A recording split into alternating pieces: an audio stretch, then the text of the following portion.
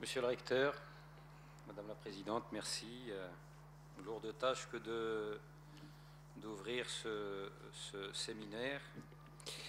Alors, j'ai opté aujourd'hui pour une démarche assez particulière qui ne vise pas à vous dispenser un propos académique, d'abord parce que je n'en ai sans doute pas les moyens, et puis parce que je ne pense pas que ce soit forcément ce qui va nous permettre de répondre en partie à la thématique globale de cette rencontre.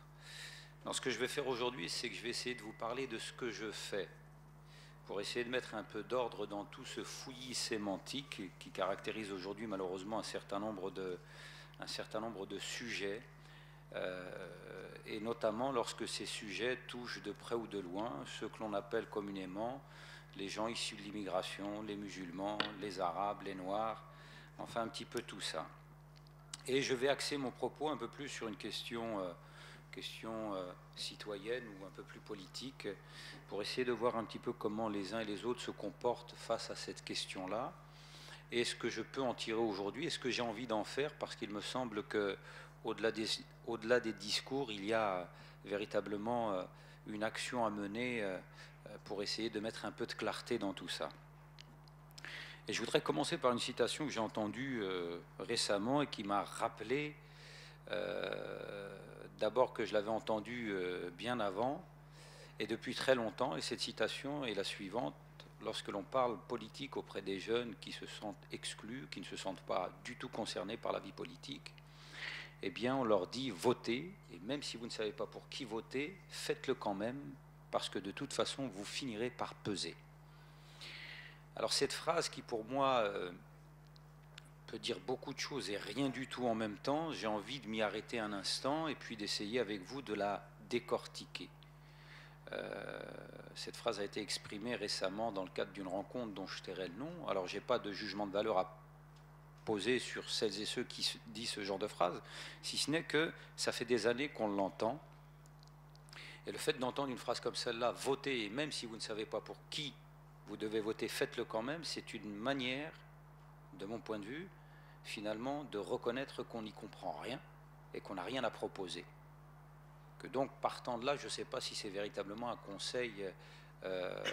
qui va aller dans le sens de construire quelque chose. Et puis, deuxième élément que j'ai envie de ressortir de cette citation, c'est,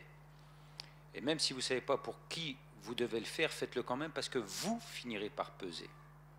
Et on a l'impression que dans ce vous, il y a une population clairement définie, on sait de qui l'on parle, et on sait que ceux-là vont se reconnaître dans ce vous. Et je parle de ça parce que j'ai constaté à travers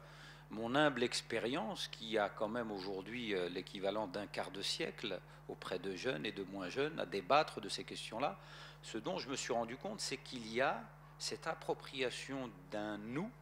imaginaire dans lequel on se cache. Dans le meilleur des cas, c'est le nous, dans le pire des cas, c'est le on, quelque chose d'indéfini. On n'est pas d'accord, on est contre, on ne nous aime pas, on nous veut du mal. Ceci entraînant malheureusement une disparition du je, c'est-à-dire de la personne elle-même, qui serait capable à un moment de dire je ne suis pas d'accord, je ne comprends pas ce que vous me dites, et je pense, moi, qu'il faut envisager les choses autrement. Donc ce vous, lorsqu'il est utilisé, eh bien, il laisse planer cette illusion qu'il y aurait comme ça un groupe dans lequel tout le monde pourrait se reconnaître, et je ne crois pas que ce soit exact. Et puis, enfin, et ça me semble extrêmement important de le dire, dans cette expression, on a le sentiment que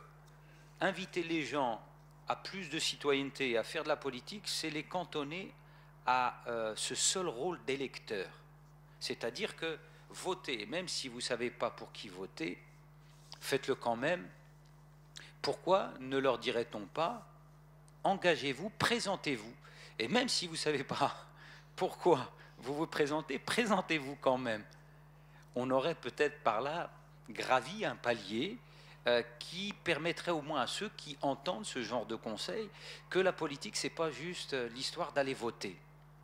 Alors plus concrètement, ce qui m'intéresse dans cette expression, c'est que finalement, il y a un vrai vide aujourd'hui. il y a un vrai vide et je vais essayer de m'y arrêter un petit peu parce que ça va nous amener à